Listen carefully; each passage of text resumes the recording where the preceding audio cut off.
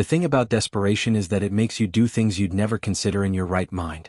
Standing in that bathroom stall at 3 in the morning, counting my tips for the 5th time like the numbers might magically change, I had 340,000 Korean wons to my name and 15 million Korean wons in debt collector's threats sitting in my phone. My hands were shaking. Not from cold, the Zenith Hotel kept the staff areas cold enough to see your breath, but from the kind of bone-deep exhaustion that comes from working 2 jobs and still falling behind. I splashed water on my face, careful not to smudge the makeup I'd reapplied twice already. The fluorescent lights made me look corpse-like. Appropriate given how I felt. Another 6 hours until my shift ended. Then a 2-hour break before my afternoon shift at the cafe in 81. Sleep somewhere in there, theoretically. My phone buzzed. Another message from the Loan Sharks runner. This one included a photo of Junho leaving his university. My little brother, who didn't know about the debt, who thought our father's medical bills were handled, who was studying engineering because I'd promised him he could finish school without worrying about money. I'd lied. I was very good at lying now. The ballroom doors opened when I returned and the noise hit me like a wave. Seoul's elite celebrating something. I'd stopped paying attention to what these events were actually for. They blurred together.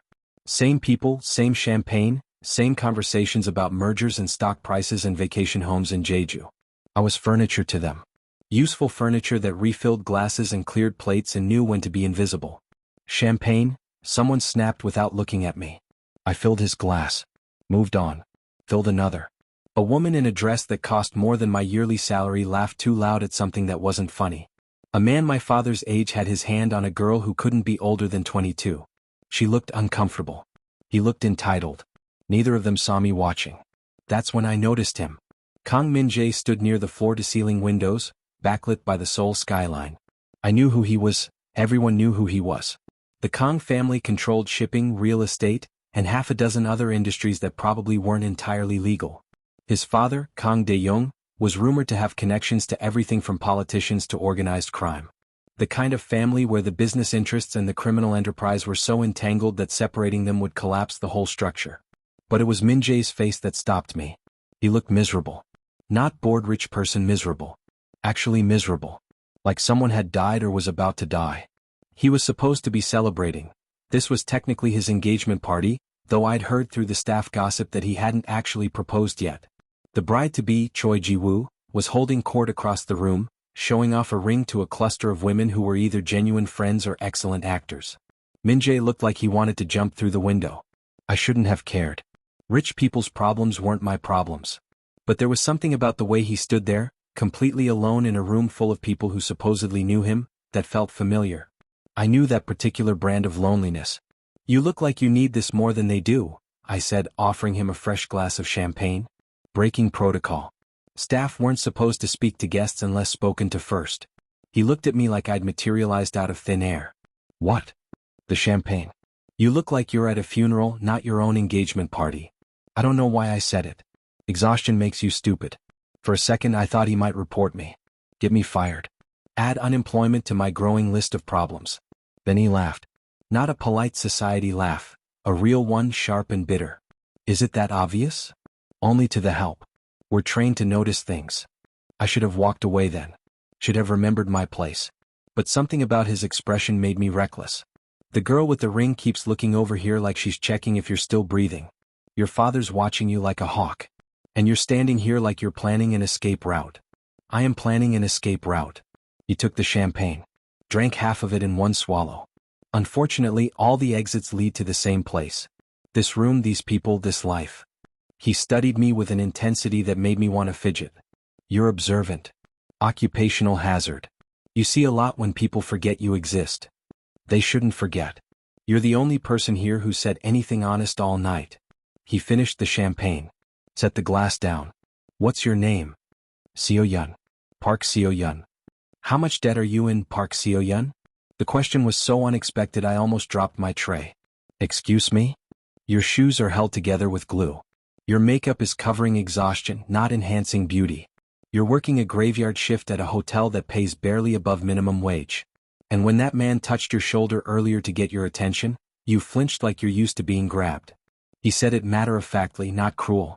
Clinical. People don't work themselves to death for fun. So, how much debt? I should have lied. Should have smiled and said everything was fine and moved on to the next guest. Instead I said, 15 million Korean wons. Medical bills for my father. Plus interest that keeps compounding because I can only pay minimum amounts. And if someone offered you a way out? There is no way out. Not unless I win the lottery or marry a chaebol, and neither of those things happen to girls like me. The words came out more bitter than I intended. He smiled. It wasn't a nice smile. It was the smile of someone who just had a terrible idea that might actually work. What if I told you I could solve both our problems? I'd say you're either joking or dangerous. Both probably. He pulled out his phone. Typed something. Showed me the screen. A bank transfer authorization for 300 million Korean wons. 300 million won. My brain couldn't process the number. Half now. Half in 1 year. In exchange, you pretend to be my girlfriend for 12 months. I stared at the screen. At him. At the screen again. You're insane. I'm desperate. There's a difference. He gestured around the room. 40 families here tonight. 40 daughters or sisters or cousins who've been positioned as potential matches for me. My father wants strategic alliances. I want literally anything else. If I choose one of them, I'm locked into whatever power play that family is running. If I choose none of them, I'm disrespecting everyone and starting a war. He looked at me again, that sharp, assessing look. But if I choose someone completely outside their world? Someone they can't control or predict? I buy myself time. Chaos instead of calculation. This is crazy. But I was still looking at that number. 300 million Korean wons. It would clear the debt. Set up Junho for life. Give my father actual medical care instead of the bare minimum. Is it crazier than working yourself to death and still drowning? Because from where I'm standing, you're already in an impossible situation. I'm offering you a life raft. It's not a luxury yacht, but it floats. He put the phone away. Think about it. You have 30 seconds before I go back to pretending I'm happy about marrying Choi Ji-woo. My mind was racing. This was insane. This was dangerous. This was the kind of thing that happened in dramas, not real life. Rich people didn't just offer poor people millions of won to play pretend. There had to be a catch. Had to be something he wasn't telling me. But 300 million Korean wons. What's the catch? I asked. Besides the obvious. The obvious being that 40 powerful families will hate you? That you'll have a target on your back? That you'll have to convince everyone, including my family, that you're actually in love with me? He shrugged. No other catches. 1 year. You play the part. You get paid. After that, we stage a breakup, you disappear with your money, and I figure out my next move. Why me? Because you're unexpected. Because you have nothing to lose. Because you looked at me like I was human instead of like I was a business opportunity. He checked his watch. 20 seconds. I thought about Junho at university, unaware that I was drowning. About my father in that shitty apartment, rationing his medication. About the loan sharks runner and that photo. About working until I was too exhausted to remember my own name and still not making enough to survive. I thought about 300 million Korean wons won. What do I have to do? I asked. Right now? Act surprised and delighted when I pointed you in front of everyone here. He stepped past me back toward the center of the room, toward his father and the microphone. After that? We'll figure it out. He didn't wait for me to agree. Just assumed I would. Maybe he knew what I'd only just realized. When you're drowning, you don't examine the life raft for defects. You grab it and hope. The music quieted. Someone handed Kang Dae-young the microphone. The room turned its attention to the small stage where Min-jae now stood beside his father, looking like a man about to announce his own execution. Thank you all for joining us tonight, Dae-young began. His voice carried that particular quality of men used to being obeyed. We've gathered to celebrate new alliances, new beginnings. My son has reached the age where it's time to think about the future of our family. I saw Choi Ji-woo preen. Saw her father smile. Saw the calculations happening across 40 different faces as they each imagined their family name linked to the Kangs. Min-jae, Dae-young said, voice hardening slightly. A command wrapped in a question. Would you like to announce your decision? Min-jae took the microphone. Scanned the crowd. His eyes found mine across the room.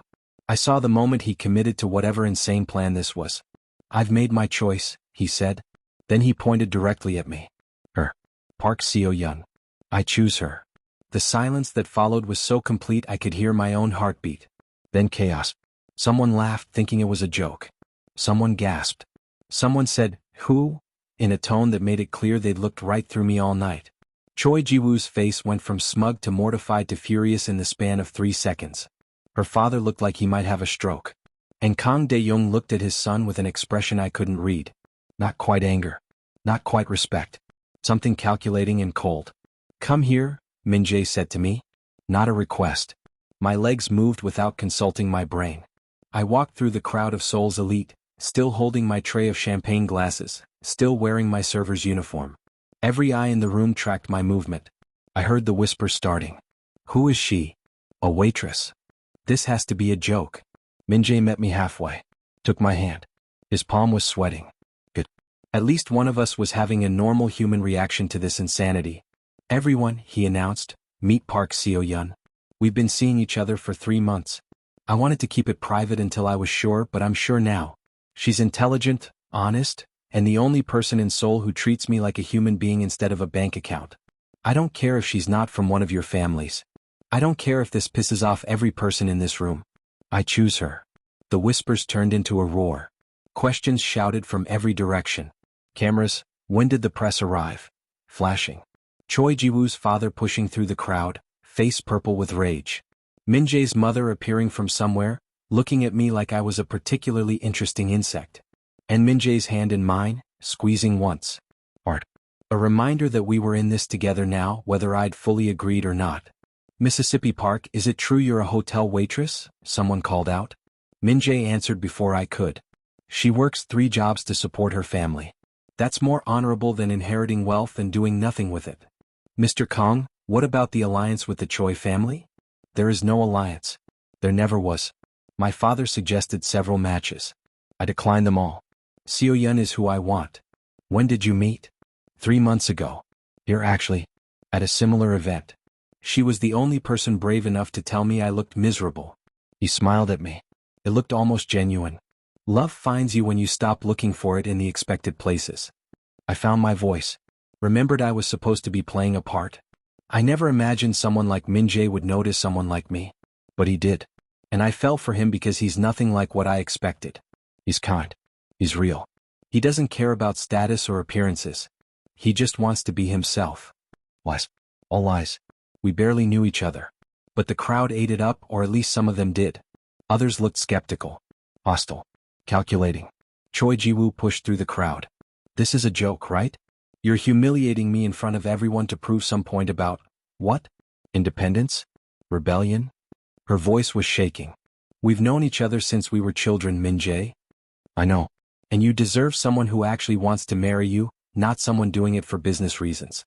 I'm sorry it had to happen like this." "Sorry?" She laughed, high and brittle. "You're sorry? You just destroyed my family's reputation. Made me look like a fool. And you're sorry?" She turned to me. "You have no idea what you've gotten yourself into. No idea what it means to be part of this world. You'll be eaten alive."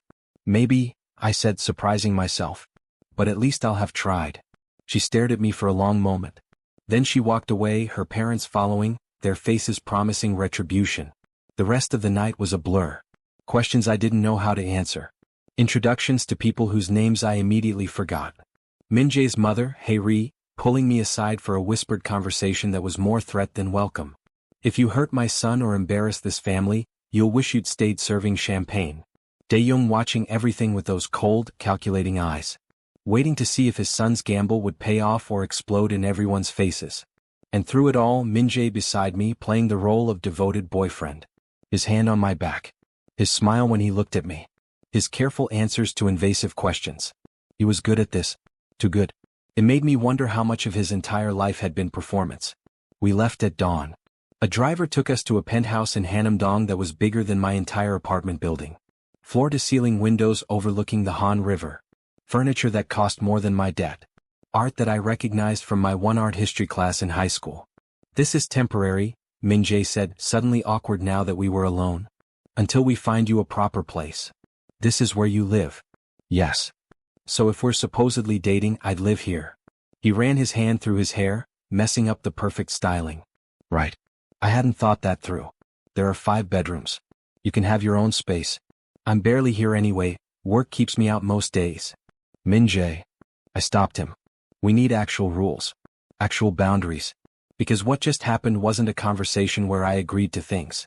It was you making a decision and me going along with it because 300 million Korean wons is more money than I can conceptualize. He had the grace to look ashamed. You're right. I'm sorry. I should have asked properly. Should have given you time to think. But you didn't. So now we're here. So let's be clear. I counted on my fingers. 1. Separate bedrooms. This is business, not romance. 2. I need that first payment immediately so I can clear my debt before the sharks send someone to hurt Junho. 3. You need to tell me exactly what this costs. Because there's always a cost. The cost is that 40 families will see you as a threat. Some will try to buy you off. Some will try to scare you off. Some will try to kill you. He said it flatly, no drama. My father will test you. My mother will try to break you. The press will dig into every moment of your life looking for scandal. You'll lose your privacy, your anonymity, your safety. Anything else? You'll have to become someone you're not. Learn how to move in this world. How to dress, speak, act. You'll need training. Coaching. A complete transformation. He met my eyes. And you'll have to convince everyone, including yourself sometimes, that you love me. Because if anyone suspects this is fake, they'll destroy you to get to me. I sat down on a couch that was probably worth more than my father's medical debt. Tried to process everything. What if I can't do it? What if I'm not a good enough actress? Then we'll both pay the price. Me in lost credibility and family war. You in ways I don't want to think about. He sat across from me. I know I'm asking the impossible. I know this is insane.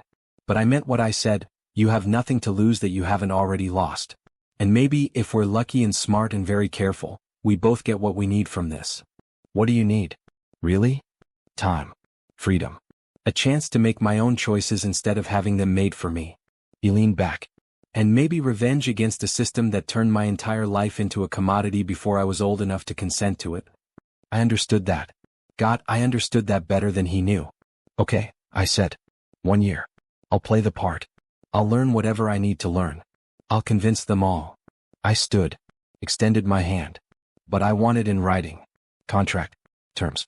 Everything clear. He shook my hand. His grip was firm. Final. Done. I'll have lawyers draft something tomorrow. And the money? I'll transfer 300 million Korean wons to your account in the morning.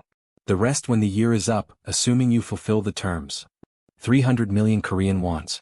My brain still couldn't process it. That was generational money. Life-changing money. Money that meant Junho could finish university. My father could afford real treatment. I could sleep without nightmares about debt collectors. All I had to do was pretend to love a man I'd known for 6 hours. I'd done harder things. Probably. The sun was rising over Seoul when I finally went to the bedroom Min Jae had indicated was mine. It had its own bathroom. Its own walk-in closet. A bed so large I could have fit my entire old apartment inside it. I sat on that bed and pulled out my phone. 23 missed calls from the hotel manager. 15 texts asking where I was. My shift had ended hours ago. I just ghosted my job. I typed out a resignation. Vague. Professional. Send it. Then I opened my banking app and stared at the number there. 340,000 Korean wons. Everything I had in the world. In a few hours that number would change. Would become something I couldn't imagine. Would become the price of my complicity in whatever this was. I should have felt relief. Victory. Something positive. Instead I felt terrified. Because I just sold myself to a stranger. Not my body, that would have been simpler. I'd sold my identity. My next year. My ability to make my own choices. And the worst part? I'd done it for the same reason people always sell themselves. Because I didn't have any other option. My phone buzzed. A message from Junho. Nuna, are you okay? You didn't answer my calls. I typed back, I'm fine. Everything's fine. Better than fine. I'll explain soon. Love you. I was getting very good at those. I laid back on that enormous bed in that enormous room in that enormous penthouse and stared at the ceiling. Somewhere in this same space, Kang Min-jae was probably having his own crisis about what he'd just done. We were two desperate people who'd made a desperate bargain. We were either going to save each other or destroy each other. I fell asleep trying to figure out which outcome was more likely. When I woke up 8 hours later, there was a notification on my phone. Bank transfer received. 300 million Korean wons. 300 million won. I stared at it until my eyes watered. Then I cried. Not from happiness, from the sheer overwhelming weight of having that much money be real. Of knowing that in the space of one night, my entire life had changed. I transferred 15 million Korean wons to pay off the debt. Watched that number disappear. Felt something in my chest unclench that had been tight for 2 years. Then I sent 50 million Korean wons to Junho's account with a note. For school. For living expenses. For everything. Trust me. I'll explain soon. Sent another 30 million Korean wons to my father's account. For treatment. For medicine. For anything you need. I still had 205 million Korean wons left. More money than I'd ever imagined having. Blood money maybe. Bribe money. Money earned by selling my future to a man I didn't know and a family I definitely shouldn't trust. But it was mine. And it was real. And it meant my family would be okay. Whatever happened next, I'd at least bought them that. There was a knock on the door. A woman I didn't recognize, middle-aged, professional, carrying several clothing bags. Mississippi Park? I'm Kim Mi-sun. Mr. Kong hired me to help with your transition. We have a lot of work to do. Transition. You'll need an entirely new wardrobe. Appropriate styling. Coaching on etiquette, conversation, social navigation. The press conference is tomorrow. We have less than 30 hours to transform you into someone who could believably date Kang Min-jae. She set down the bags. Looked me over with an assessing eye. It's going to be challenging. I'm a quick learner. You'll have to be. She pulled out a tablet. Showed me a schedule that made my previous work schedule look relaxed. 4 hours of wardrobe fitting today. 2 hours with a stylist. 3 hours with a media coach. Tomorrow morning, final preparations. Tomorrow afternoon, press conference. After that, you'll continue daily coaching for at least 3 months until the behaviors become natural. What if they never become natural? Then you fake it until everyone believes the fake is real. That's how this world works, Mississippi Park. Everything is performance. The people born into it just had longer to practice. She smiled not unkindly. But you have something they don't. You've already survived things that would break most of them. Use that strength. Channel it differently. The next 30 hours were the strangest of my life. I was measured, fitted, styled, coached, and critiqued until I wanted to scream. Every gesture analyzed. Every word choice corrected. The way I stood, too defensive. The way I smiled, too apologetic. The way I spoke, too deferential. You're not a servant anymore, Mi-sun said for the 100th time. You're Kang Min-jae's girlfriend. That means you carry yourself with confidence. Not arrogance, that would be overcompensating. But certainty. You belong in any room you enter because he chose you. Easy to say. Harder to embody when my instinct was still to fade into the background. The media coach, a sharp-eyed man named Lee Jin-ho, was even more demanding. They'll try to rattle you. Ask inappropriate questions. Imply you're a gold digger. You cannot react defensively. Cannot show anger. Cannot appear to care what they think. He played reporter, throwing increasingly hostile questions at me until I wanted to cry. Why should anyone believe you're with him for love and not money? Because money can't buy what we have, I recited. The answer they'd written for me. Not convincing. Again. With feeling. Because money can't buy what we have. Better. But your micro-expressions are showing doubt. You need to believe it when you say it. Method acting. Find a true thing that makes you feel that emotion, then apply it to the lie. The true thing. I thought about how Min-jae had looked at that party. How alone he'd seemed. How desperate. That was real. Maybe the relationship was fake, but the understanding between two desperate people? That was genuine. Because money can't buy what we have, I said again. This time with conviction. Jin-ho smiled. There. That's it. Hold on to that feeling.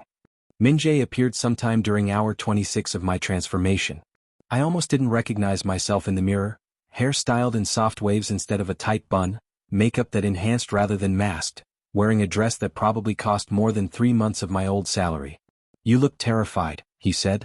I am terrified. Good. Terror keeps you sharp. He sat down looking as exhausted as I felt. I've been briefed on tomorrow's press conference. They're going to be brutal. My father's already fielding calls from angry families. The choice are threatening legal action for breach of contract. Apparently there was a verbal agreement I knew nothing about. Can they do that? They can try. It won't work. But it will be messy. He rubbed his face. I'm sorry. I keep saying that. I keep meaning it. I pulled you into a war you didn't sign up for. I signed up for 600 million Korean wons. War was implied in that number. He laughed. Fair point. So, if you want out. I don't want out. I want through. There's a difference. I turned from the mirror to face him. But I need to know something. What's the worst that could happen? Really? No sugarcoating. He was quiet for a long moment. The worst? Someone from one of the families decides you're more valuable as a message than as a person. They make you disappear. Make it look like you ran away with the money or got scared. And they make sure I know that this is what happens when I defy expectations. The casual way he said it made it worse. Has that happened before? To people who crossed my father? Yes. To people who crossed other families? Also yes. This world doesn't forgive disloyalty.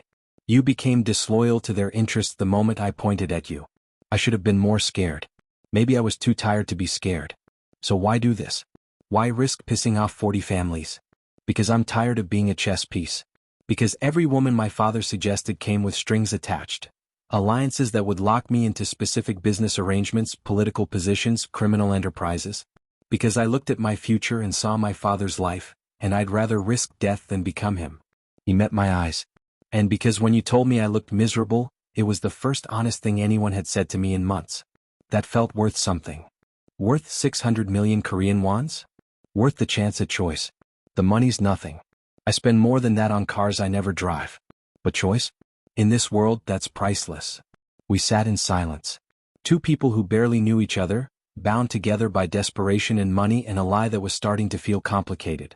Tomorrow, I said finally, when we face those cameras and those questions and all that judgment, we need to be united.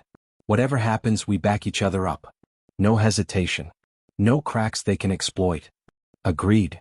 And after tomorrow, when this becomes real, when I'm living this lie every day, I had to ask, do you think we can actually pull this off? Honestly, I have no idea. But I'd rather try and fail spectacularly than not try at all. He stood, extended his hand. Partners? I took it. Partners. The press conference was held in a hotel, ironically the same hotel where I'd worked until yesterday. Different room, but I could still smell the familiar scent of expensive carpeting and desperation that permeated the service areas. Cameras everywhere. Reporters jockeying for position. The energy in the room was predatory. They smelled blood. Min Jae's hand found mine as we walked to the podium. His palm was sweating again. Good. I wasn't the only one terrified. We stood together, facing a sea of skeptical faces and recording devices. I wore a cream-colored dress that Mi-sun had selected, expensive enough to signal I belonged, simple enough to not appear like I was trying too hard.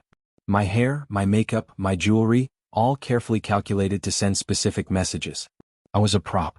A very expensive prop. But still a prop. Thank you for coming, Min Jae began. His voice was steady. Practiced. I know our announcement at the gala raised questions. Seo-yun and I wanted to address those directly rather than let speculation run wild. Mr. Kong, is it true Mississippi Park was a waitress at that same event? A reporter in the front row, already going for the throat. She was working at the event, yes. That's how we met. I've never believed someone's job defines their worth as a person. Mississippi Park, how do you respond to accusations that you're a gold digger? Mi-sun had prepared me for this. I understand why people might think that. The circumstances look suspicious. But I didn't pursue Min Jae, he pursued me. I wasn't looking for a wealthy boyfriend. I was looking to survive. He saw something in me that I'm still trying to see in myself. If that makes me a gold digger, then I guess everyone who's ever fallen for someone outside their social class is one too. What did he see in you specifically? I glanced at Min Jae. We'd practiced this. I think he appreciated that I didn't want anything from him except honesty. Everyone else in his world has an agenda. I just wanted him to be real. And you, Mr. Kong? What attracted you to Mississippi Park? Her courage. She worked 3 jobs to support her family. She never complained, never gave up. When we talked, she treated me like a person, not a bank account or a business opportunity. In my experience, that's rare. Worth pursuing. More questions. Sharper ones. Are you aware of the controversy this has caused with the families? I am. I regret the timing and the public nature of the announcement. But I don't regret my choice. Mississippi Park, do you understand what you're getting into?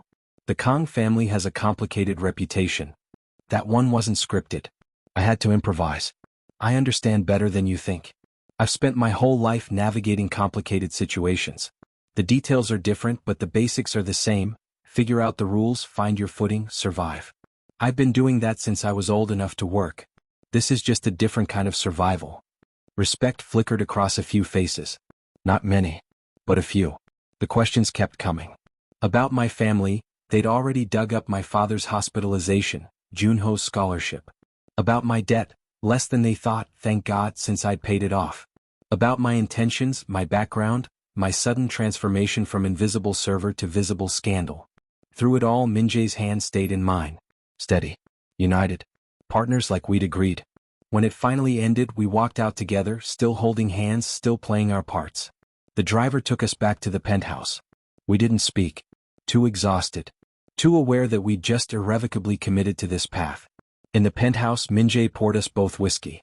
Expensive whiskey that I would have appreciated more if I wasn't so tired. You did well, he said. I felt like I was going to vomit the entire time. I was going to vomit. You just hit it better. He raised his glass. To surviving day one. Day one of 365. I clinked my glass against his. God help us both. We drank. The whiskey burned going down. Warmed my chest. Made everything feel slightly less catastrophic. What happens now? I asked. Now you move in properly. Start the daily coaching. Start appearing with me at events, dinners, family obligations. Start living the lie until it becomes indistinguishable from truth. He set down his glass. The families will test us. They'll try to find cracks, pressure points, ways to break this apart. How do we prevent that? We don't. We just survive it. Together.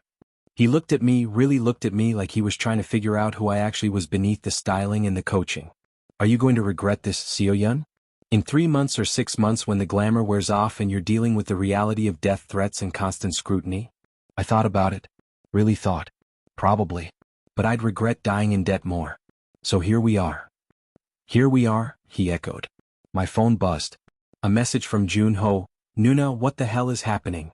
I just saw you on the news. Call me. Please. And from my father, Seo-yeon. Explain. And from numbers I didn't recognize.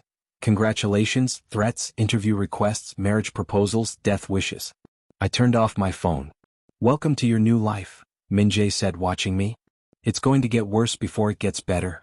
How much worse? Let me tell you about the 40 families, he said. And he did. And I realized I hadn't understood anything about what I'd actually agreed to. Not yet. But I was about to learn.